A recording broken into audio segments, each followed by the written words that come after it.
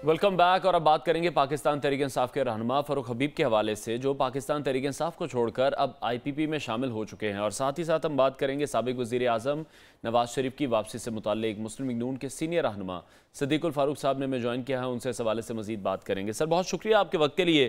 पाकिस्तान तहरीक इंसाफ के रहनुमाओं को हम देखते हैं कि पहले पहल वो गायब हो जाते हैं, फिर अचानक मंजर आम पर आते हैं, और जब वो आते हैं तो उनके लहजे की जो एक मखसूस कड़वाहट है, जो कि हमने देखा जब आप लोग अपोजिशन में थे उस वक्त बड़ा तल्ख वो बात करते थे, लेकिन अब बहुत बाद अब तरीके से बात करते दिखाई देते हैं और अब अपने ही लीडर पर इल्ज़ाम लगाते भी दिखाई देते हैं। आप क्या समझते हैं, ये सारा क्या माजरा है? बिस्मिल्लाहिर्रहमानिर्रहीम। बात यह है जी कि इमरान खान, PTI, ये सब एक झूठ का कारोबार था भी और झूठ का कारोबार है भी। उन्होंने पाकिस्तान के मफादात को नुकसान पहुंचाया, चाहे झूठ बोला।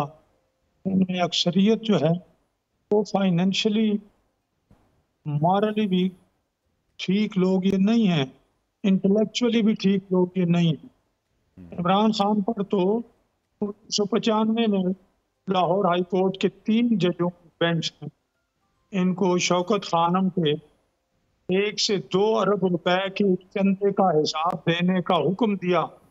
आज 28 साल हो गए, अभी तक उन्होंने चंदे का हिसाब नहीं दिया। तो वो कैसे ईमानदारी के दावे करते हैं? फिर आप देख लें करप्शन के कितने केसेस बने हैं। फिर ये दूसरे लोगों का मजाक उड़ाते थे। आप उनका हाल देखें कि अब पता नहीं। लेकिन कल मैंने फारूक हबीब का जो बयान सुना है, वो यूं लग रहा था जैसे दिल से बोल रहा, झूठ तो फिर भी बोल रहा था जी। इन्हें एहसास भी हो रहा है कि इन्होंने जो काम किए हैं इमरान खान के पीछे लग के। अच्छा सदीक साहब, उन्होंने जिस तरह से कहा कि एक शैतान का रास्ता है, एक इंसान का रास्ता है, मैं इंसान के रास्ते पर आ गया हूं, तो आपको लगता है, या वो उन्होंने खुद ये बात कही है, तो आपके जो हमसाए हैं शेख रशीद साहब, वो कब तक आ जाएंगे इस रास्ते पर? या और आप पाकिस्तान तहरीक इंसाफ के किन लोगों को देखते हैं जो कि सही रास्ते पर आएंगे उनके बकौल? शेख रशीद इन सब से ज्यादा हर हवाले से गलत आदमी। वो तो यूं समझे कि हर वक्त वो एक बिका हुआ आदमी है। उसने मेरे पास जब इलेक्शन हुए, नवाज शरीफ साहब को बाहर भेज दिया गया, तो वो टिकट लेने की दरखास्त मेरे पास लेके आया और जमा करा दी। फिर इधर उधर से सिफारिशें करवाई, बहुत सिफारिशें कर, तो हमने उसे टिकट नहीं दिया। और उस वक्त उन दिनों वो ऐलान कर रहा था कि मैं दोनों सीटें जीत के नवाज शरीफ के कदमों में रख दूँ। आपने देखे उसने क्या किया।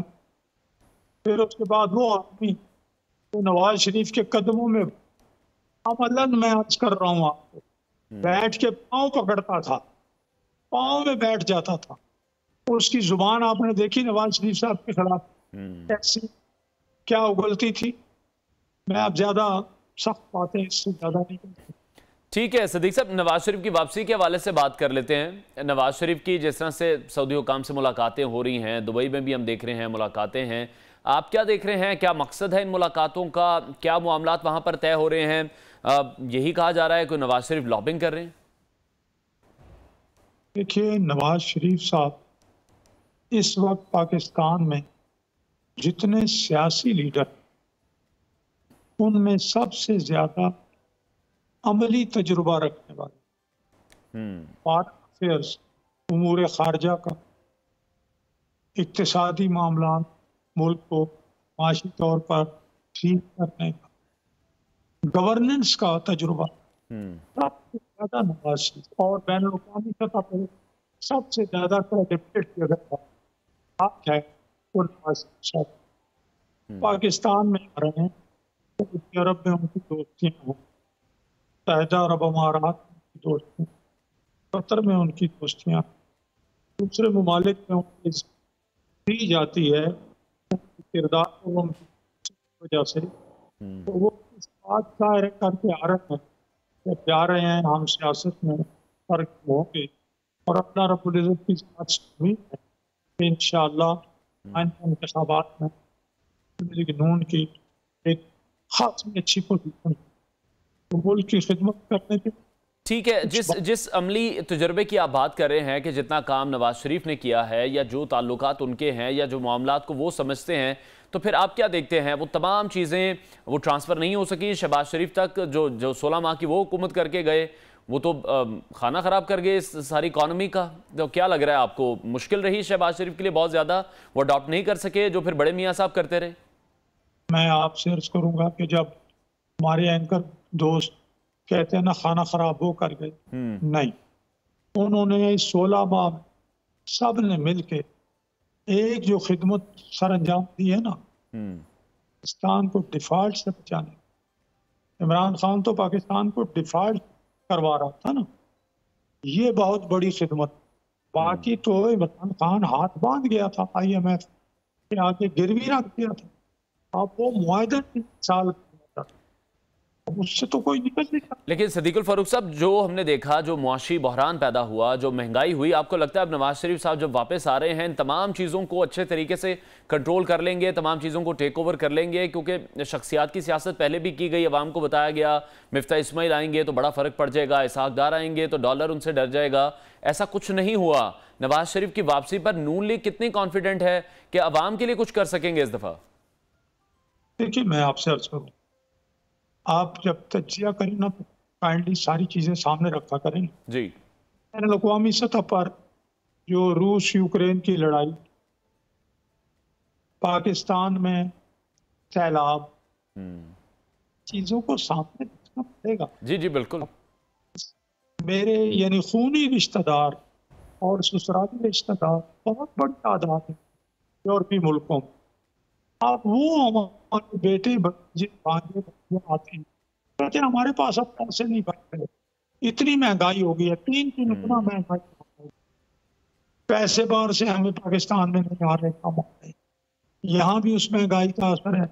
आप देखें पेट्रोल सस्ता हुआ ना बैन अवी सतह पे, आपको पेट्रोल में कमी मिली, लेकिन अभी बहुत कम चाहिए। तो दूसरा, पाकिस्तान में जो सैलाब आए बर्बाद करते रहते हैं। तीसरा था जो सबसे बड़ा पाकिस्तान के सेक्टर, वो स्टेट बैंक IMF के पास जो कंपनी का करना IMF के साथ फायदे में शामिल। आप इधर जाते थे तो IMF का आ जाता, लेटर आ जाता था कि ये आप नहीं कर सकते, आप यहाँ की बढ़ाएं। अब जब ये चीजें सारी अल्लाह के करम से ठीक होंगी, पाकिस्तान के अंदर लोगों को समाज कम हो।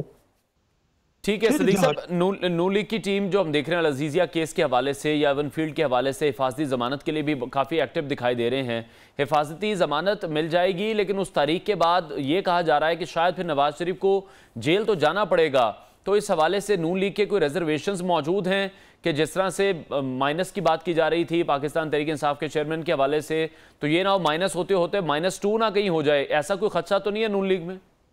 नहीं, हमें ऐसा कोई खदशा नहीं, इसलिए कि जो मुकदमात हमारे खिलाफ इमरान खान दौर में बने हैं कोई मवाद ही नहीं है।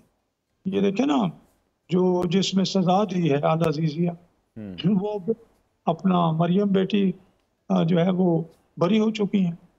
तो नवाज शरीफ साहब पर भी वही केस है। ये तो एक फॉर्मेलिटी है, ये तो बरी हो जाएंगे इंशाल्लाह, बाकी केसों में भी कुछ नहीं। ठीक है, और लेवल प्लेइंग फील्ड देख रहे हैं आप अगले इंतखाबात में वो सबको मिल सकेगी? पाकिस्तान पीपल्स पार्टी के काफ़ी खदशात हैं इस हवाले से, बारहा वो इसका जिक्र भी कर चुके हैं और ये एक्सपेक्ट कर रहे हैं मुस्लिम लीग नून से कि वो जिस तरह से वो बात कर रहे हैं और जिस तरह से वो ये कह रहे हैं कि मुस्लिम लीग नून को लेवल प्लेइंग फील्ड बहुत अच्छी मिल रही है, पाकिस्तान पीपल्स पार्टी को नहीं मिल रही, वो कहीं ना कहीं आप लोगों से नाराज़ हैं। देखिए जी, या तो केयर टेकर गवर्नमेंट हमारी, दूसरी बात है कि क्या पीपल्स पार्टी के, लेकिन वो ये कहते हैं केयर टेकर हुकूमत में भी आपके लोग हैं, आहत चीमा भी बैठे हैं, काफ़ी वो नाम हमें गिनवाते हैं, तो आप क्या समझते हैं इस हवाले से? मैं अर्ज करता हूँ जी जी। क्या बिलावल भुट्टो को गिरफ्तार कर लिया गया है? क्या खुदा न खास्ता जरदारी साहब को गिरफ्तार कर लिया गया है? या पीपल्स पार्टी के बहुत बड़ी तादाद में लोगों को गिरफ्तार कर लिया गया है? लेवल प्लेइंग फील्ड का क्या मतलब है? या उन्हें जलसे नहीं करने दिए जा रहे?